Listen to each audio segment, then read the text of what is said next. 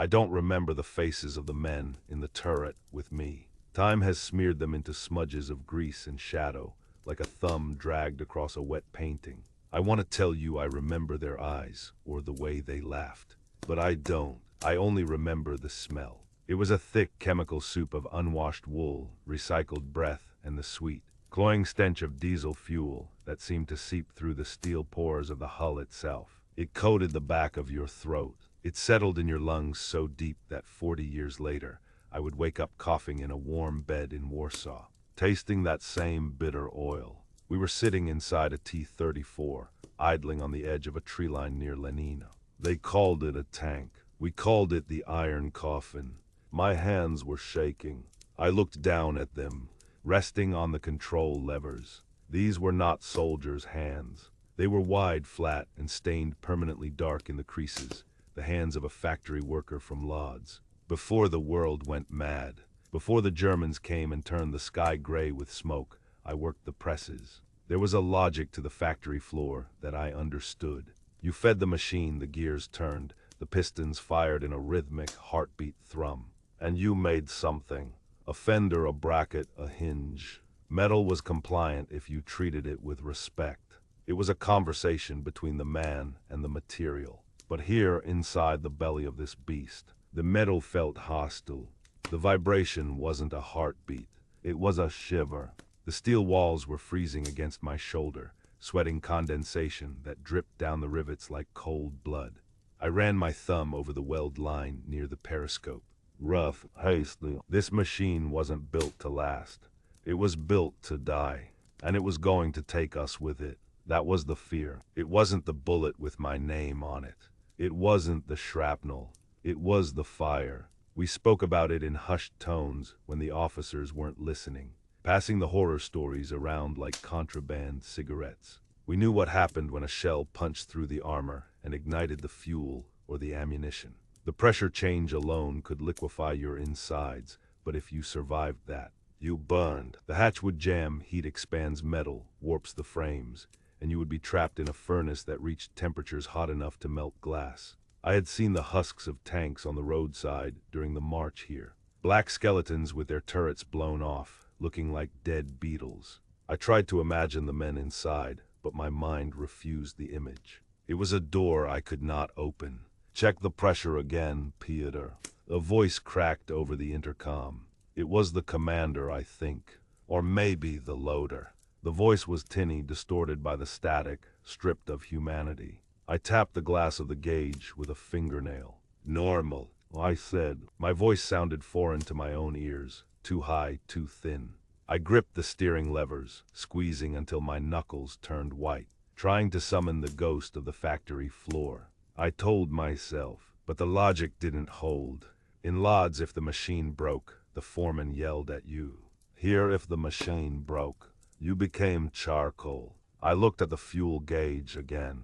Obsessively, the needle quivered with the engines idle. Every drop of diesel in those tanks was a promise of violence. I felt like I was sitting inside a bomb, waiting for someone to strike a match. The silence in the turret was heavy, a physical weight pressing against my eardrums. Someone was tapping a shell casing against the breech of the main gun.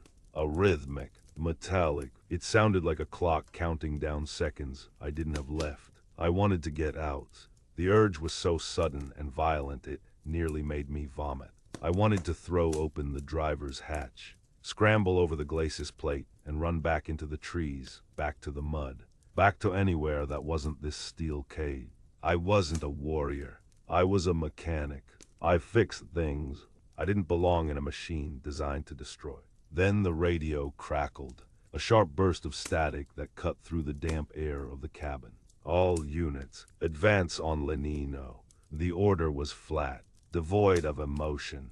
It was just words, but they sealed our fate. Above me, the heavy steel hatch slammed shut. The sound was final, a dull, heavy thud that shut out the gray light of the Polish autumn and replaced it with the dim, amber glow of the instrument panel. The air instantly felt closer, hotter. We were sealed in. I swallowed the bile rising in my throat, stomped on the clutch, and shifted the heavy gear lever. The transmission groaned, a sound of metal tearing at metal. and the tank lurched forward. We rolled out of the tree line and into the open. The transition was instant. One moment we were in the suspended animation of waiting, and the next we were crossing the threshold into hell. The pastoral landscape of my country, the fields I had sworn to liberate, had been erased. In their place was a churned slurry of brown mud and gray snow, pockmarked with craters that looked like sores on the earth's skin. I drove by feel. The periscope was a narrow slit of reality, smeared with mud and vibrating so hard it blurred the world into streaks of color. I focused on the engine. That was my mentor now, not the commander shouting coordinates, not the political officer giving speeches about glory. The V2 diesel engine behind me was the only thing keeping me alive. I listened to its song, picking apart the chaotic roar to find the individual notes, the suck of the intake, the compression, the explosion. As long as the rhythm held, as long as the gears meshed, we were moving. A moving target is harder to kill, but the ground fought us. The mud at Lenino was deep, a greedy substance that tried to suck the tracks off the bogie wheels. I had to wrestle the steering levers, fighting the terrain, feeling the strain in the transmission through the soles of my boots. This wasn't driving. It was a wrestling match with 40 tons of steel. Then the world exploded. It started with a flash on the horizon, a blink of light that seemed innocuous until the air around us shattered. The German artillery had found us. The ground erupted in geysers of earth and smoke. The hull of the tank rang like a struck church bell with every near miss, a deafening resonance that vibrated in my teeth. Target left. Gunner traverse. The turret motor whined above me, spinning the massive gun. The breech block slammed back as our own cannon fired, the recoil rocking the entire tank backward, filling the cabin with the acrid, stinging scent of cordite. My eyes watered, but I didn't blink. I couldn't. I had to keep the RPMs up. I had to keep us moving. To my right, about 50 yards away, another T-34 from our platoon was churning through a dip in the terrain. I recognized the number painted on the turret. It was Januk's tank. We had shared a cigarette an hour ago. I saw the impact before I heard it. A streak of light, too fast to track, hammered into the side of their hull right between the road wheels. There was no cinematic explosion, no slow-motion ball of fire. It was instant and brutal. The tank shuddered and stopped dead.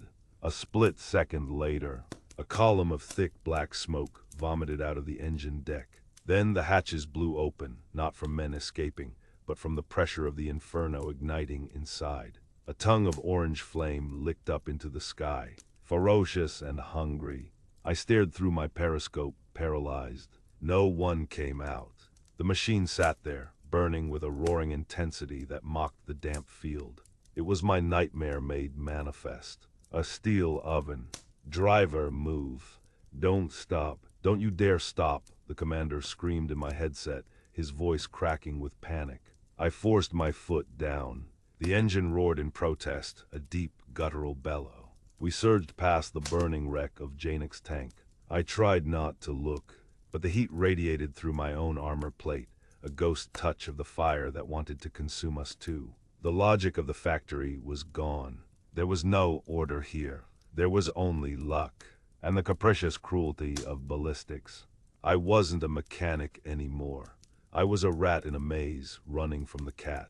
We crested a small rise, the track spinning for purchase on the slick grass. The horizon was lit by the muzzle flashes of the German anti-tank guns, the Paquet 40s. They twinkled like strobe lights. Something glanced off the turret, a ricochet that sounded like a sledgehammer hitting an anvil. My ears rang. We were taking fire.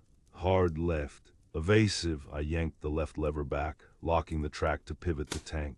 The heavy machine began to swing around, the engine screaming under the load. Then a massive force slammed into the lower hull. It wasn't a sound.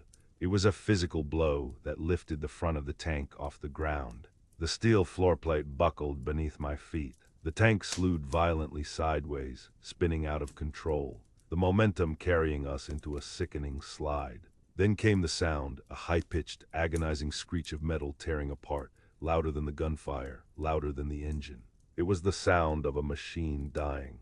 The tank slammed to a halt, listing heavily to the left. I slammed the accelerator, but the engine just revved freely, disconnected from the earth. The vibration changed. The rhythmic thrum was gone, replaced by a jagged, uneven shaking. "Track," I yelled, my voice raw.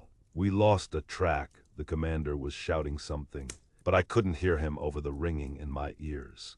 I looked at the periscope. The world outside was still. We weren't moving. We were a 40-ton statue sitting in the middle of the kill zone. I looked at the fuel gauge. The needle was still quivering. The fuel was still there. The fire hadn't started yet. The realization washed over me like ice water. We were trapped. The German gunners were reloading, and I was the only one who could fix it. "We fix it or we die here." The commander's voice cut through the ringing in my skull. It was not a debate. It was a binary choice. 1 or 0. I grabbed the heavy sledgehammer and the tensioning wrench. The driver kicked open the floor escape hatch. A rectangle of gray light appeared in the darkness beneath our feet. The smell of the battlefield rushed in. It smelled of sulfur, wet iron, and panic. I dropped through the hole. The mud swallowed my knees. I was under the belly of the beast. The world outside was alive with death. Bullets slapped into the mud around us, hissing like angry steam. I crawled to the left side, dragging my body through the muck. The track lay in the dirt like a dead snake. A link had shattered. I had to bridge the gap. I had to drag the heavy steel links together and drive the pin home. My hands were slick with grease. They trembled violently. I wiped them on my trousers, but the oil was everywhere. It was in my pores. It was in my eyes. I was a factory worker again, but the factory floor was exploding. The foreman was a German machine gunner, and the quota was survival. "Cover me," I screamed. The turret machine gun opened up above me. Hot brass casings rained down on my helmet, burning my neck. I didn't flinch. I couldn't. I wrestled the spare link into place. It weighed as much as a man. My muscles tore. My lungs burned. I lined up the eyelets. I inserted the track pin. It stuck. I swung the hammer. The steel vibrated. It didn't move. A mortar round impacted 10 meters away. The shockwave lifted me off the ground. Dirt and shrapnel showered my back. My ears popped. The world went silent, then rushed back in a roar. I looked up through the smoke. Movement. Gray shapes. Infantry. They were charging. Bayonets fixed. They were close enough to see the grimaces on their faces. Close enough to kill. I looked at the half-seated pin. I looked at the heavy wrench in my hand. It was a weapon. I could stand up.